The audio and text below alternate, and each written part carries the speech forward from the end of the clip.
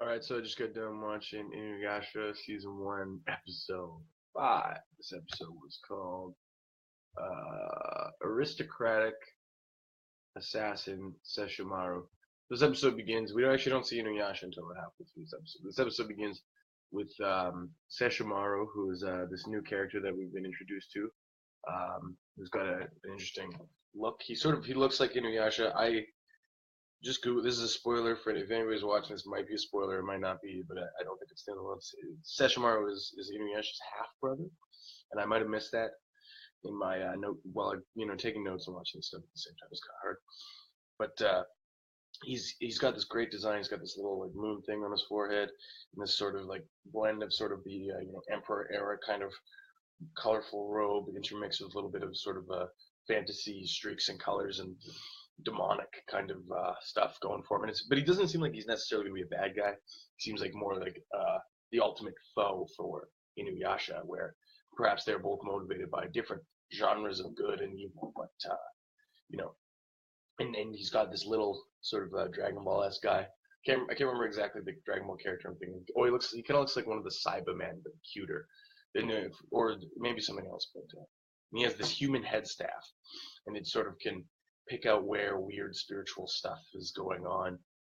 They're trying to find their father's grave or his tomb because that is where it's guarded by wolves.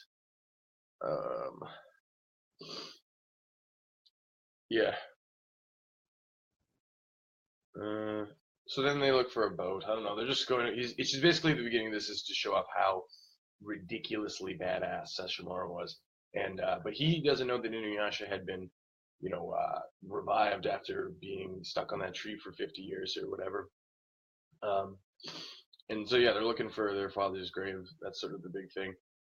It's not entirely noted why he was looking for his father's grave. It's becoming uh, complicated this mythology of the show, but so he just totally massacres, burns down a whole group of arrogant soldiers and steals their boat.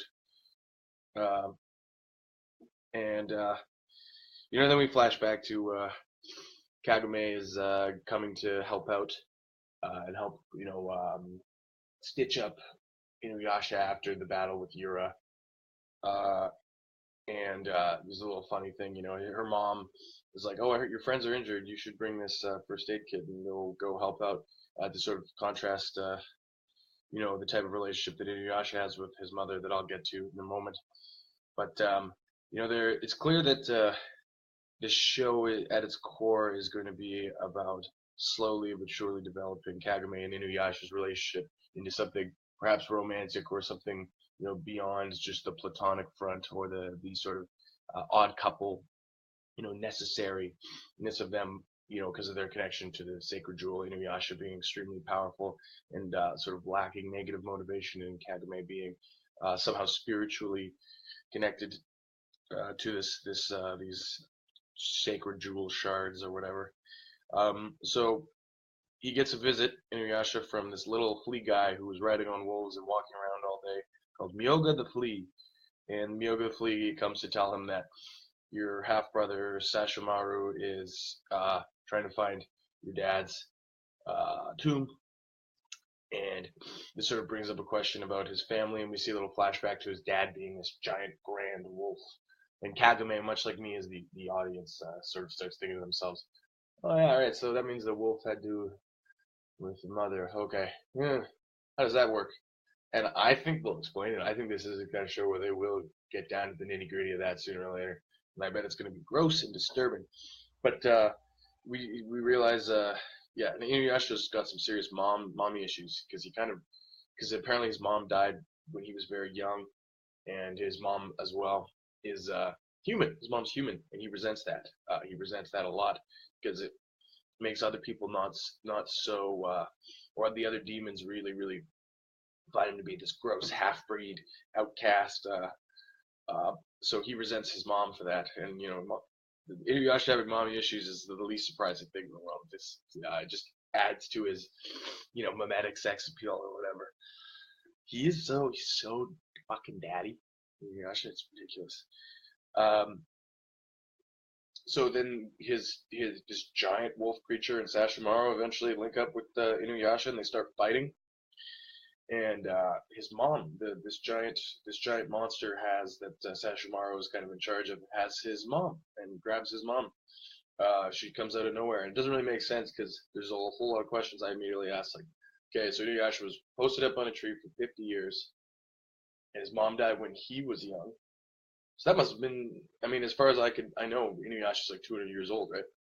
So I don't know what's going on there.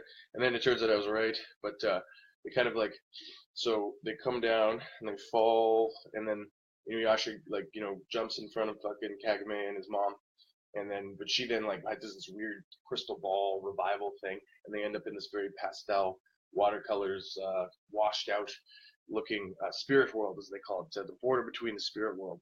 I need to go back home. His mom's saying to Inuyasha, and he's talking to him, and it's kind of requiring a certain suspension of disbelief at this point, where it's like, okay, so there's a heaven and hell. Okay, whatever's going on here is crazy. But then it's established very quickly. Kagame is there as well, and she's stuck. She can't move. She can't speak. She can only think. She sees the reflection of the water in the river that Inuyasha's mom is not in the face, and therefore this is some kind of illusion. And that is where the episode ends. It's a fantastic cliffhanger because there's two things that it leaves me questioning. One is like, who's this bad guy? What's going on here?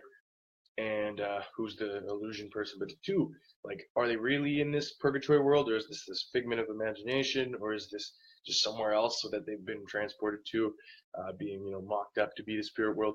Maybe, I don't know. We'll find out. But yeah, this was a stellar episode. Excellent lore, excellent action. And just like it seems like the relationships between all these characters are going to be far more interesting going forward. So thanks for watching.